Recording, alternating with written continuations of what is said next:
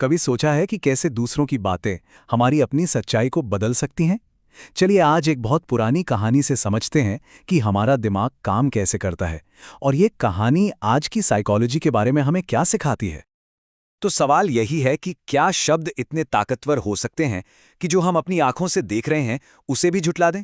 इसी सवाल के इर्द गिर्द घूमती है हमारी आज की कहानी। तो कहानी की शुरुआत होती है एक गांव में रहने वाले एक भोले भाले ब्राह्मण से, जो एक दिन पास के बाजार में कुछ खरीदने जाता है। अब ये जो ब्राह्मण था ना, वो बड़ा ही दिलचस्प किरदार था। मतलब एक तरफ तो वो बहुत पढ़ा लिखा और ज्ञानी था, लेकिन दूसरी तरफ उसे दुनियादारी की कोई खास समझ नहीं थी और बस यही उसकी सबसे बड़ी कमजोरी थी।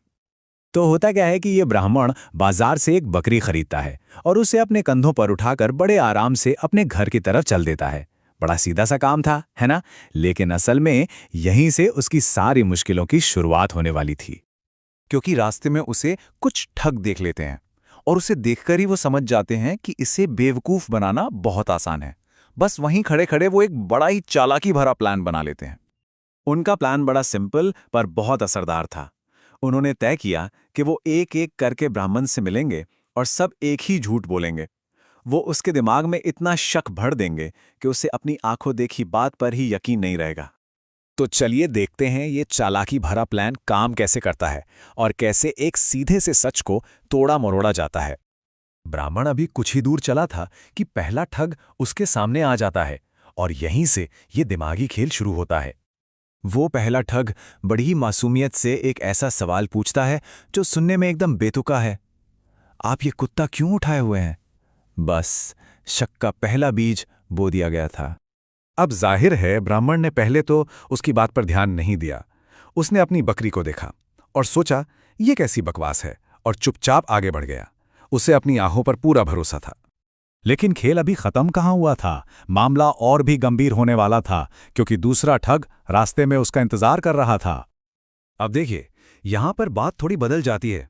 दूसरे ठग ने सिर्फ सवाल नहीं पूछा, उसने उसमें शर्म और सामाजिक दबाव का तड़का भी लगा दिया। उसने कहा, आपको शर्म नहीं आती? कंधे पे कुत्ता लेके घूम रहे हो। अब जब एक ही बात दो अलग अलग लोग कहें तो किसी के भी मन में शक तो आएगा ही। ब्राह्मण का आत्मविश्वास अब डगमगाने लगा था। उसके दिमाग में एक कीड़ा घुस चुका था, लेकिन फिर भी वो चलता रहा। और फिर आता है वो पल जो सब कुछ बदल देता है। तीसरी और आखिरी मुलाकात, जो ब्राह्मण के भरोसे को पूरी तरह से तोड़ने वाली थी। बस ये थी वो आखिरी कील। जब तीसरे ठग ने भी वही बात दोहराई तो ब्राह्मण के लिए ये मान लेना मुश्किल हो गया कि इतने सारे लोग गलत हो सकते हैं। उसके दिमाग में बस एक ही बात चलने लगती है, जब इतने सारे लोग एक ही बात कह रहे हैं तो जरूर मैं ही गलत हूं, मेरी ही आंखों में कोई धोखा हुआ है। और बस यही वो पल था जब उसने अपनी ही समझ पर भरोसा करना छोड़ दिया।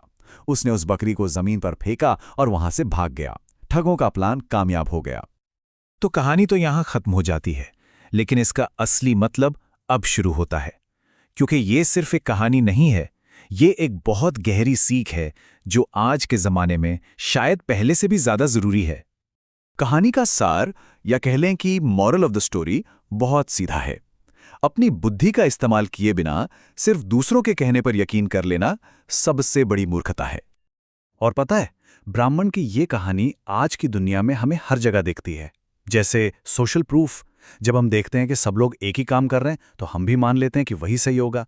या फिर ग्रुप थिंक, जब किसी ग्रुप में फिट होने के लिए हम अपनी बात कहने से डरते हैं। बार बार फैलाया गया झूठ भी इसी तरह सच लगने लगता है। ये कहानी हमें याद दिलाती है कि क्रिटिकली सोचना कितना ज्यादा जरूरी है। तो जाते जाते बस एक सवाल खुद से पूछने के लिए छोड़ जाता हूं। हमारी अपनी जिंदगी में ऐसी कौन सी बकरियां हैं जिन्हें हम सिर्फ इसलिए कुत्ता मानकर चल रहे हैं क्योंकि सब लोग वैसा ही कहते हैं? इस पर सोचिएगा जरूर।